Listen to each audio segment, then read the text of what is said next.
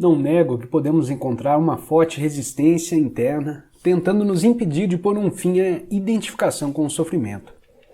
Isso acontecerá particularmente se tivermos vivido intimamente identificados com o sofrimento emocional durante a maior parte da vida e se tivermos investido nele uma grande parte, ou mesmo todo o nosso sentido de eu interior. Isso significa que construímos um eu interior infeliz por conta do nosso sofrimento e acreditamos que somos essa ficção fabricada pela mente. Nesse caso, nosso medo inconsciente de perder a identidade vai criar uma forte resistência a qualquer forma de não identificação. Em outras palavras, você preferiria viver com o sofrimento, ser o sofrimento, a saltar para o desconhecido, correndo o risco de perder o seu infeliz, mas familiar eu interior. Se esse é o seu caso, observe a resistência dentro de você, observe o seu apego ao sofrimento. Esteja muito alerta, observe como é estranho ter prazer em ser infeliz.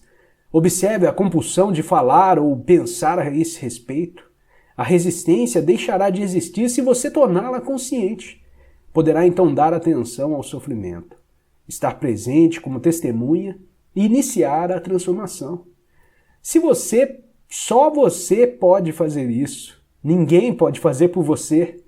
Mas caso tenha bastante sorte para encontrar alguém intensamente consciente, se puder estar com essa pessoa e juntar-se a ela no estado de presença, isso poderá ser de grande utilidade, acelerando o processo.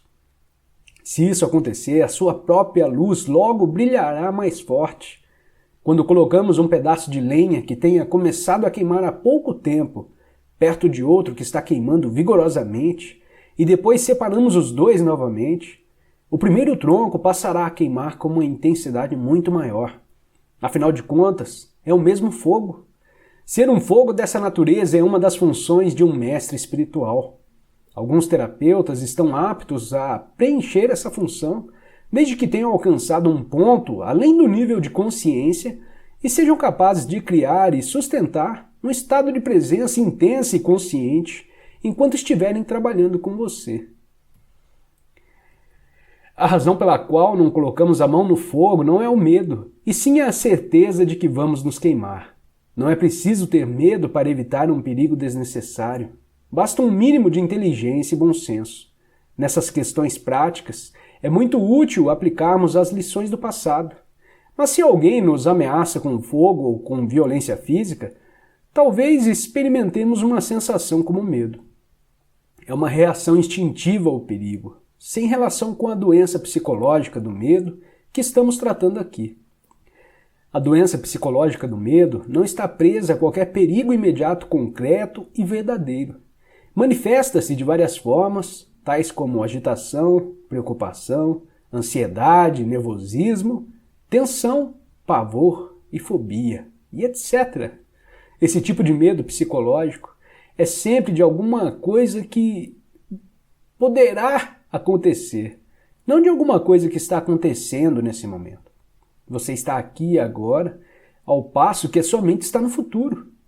Essa situação cria um espaço de angústia, e caso estejam identificados com as nossas mentes e tivermos perdido o contato com o poder e a simplicidade do agora, essa angústia será a nossa companhia constante.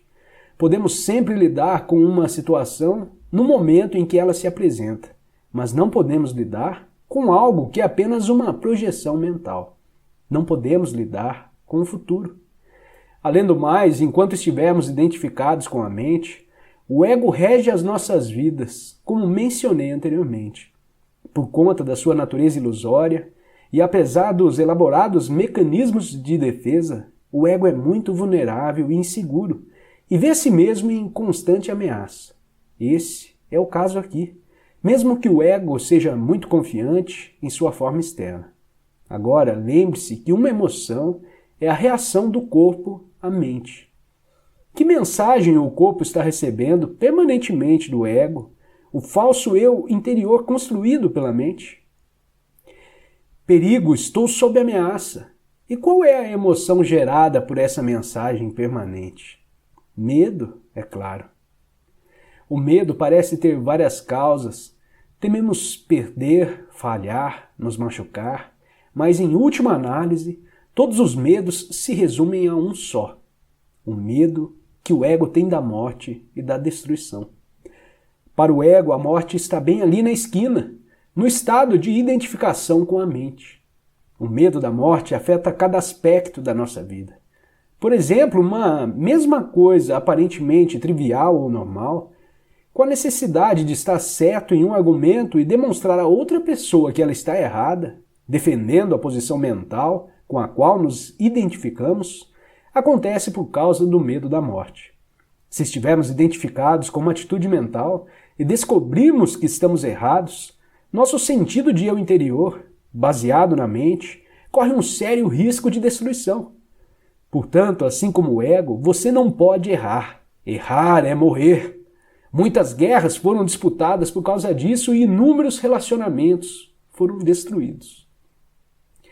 Uma vez que não estejamos mais identificados com a mente, não faz a menor diferença para o nosso eu interior estarmos certos ou errados. Assim, a necessidade compulsiva e profundamente inconsciente de ter sempre razão, o que é uma forma de violência, vai desaparecer.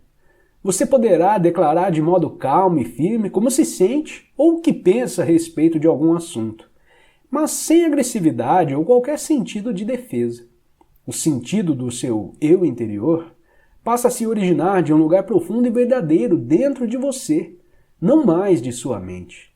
Tenha cuidado com qualquer tipo de defesa dentro de você. Ela está se defendendo de quê? De identidade ilusória? De uma imagem em sua mente? De uma identidade fictícia? Ao trazer esse padrão à consciência, ao testemunhá-lo, você deixa de se identificar com ele.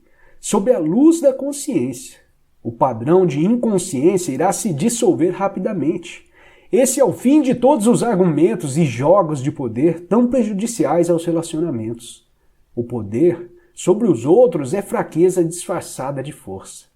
O verdadeiro poder é interior e está à sua disposição agora.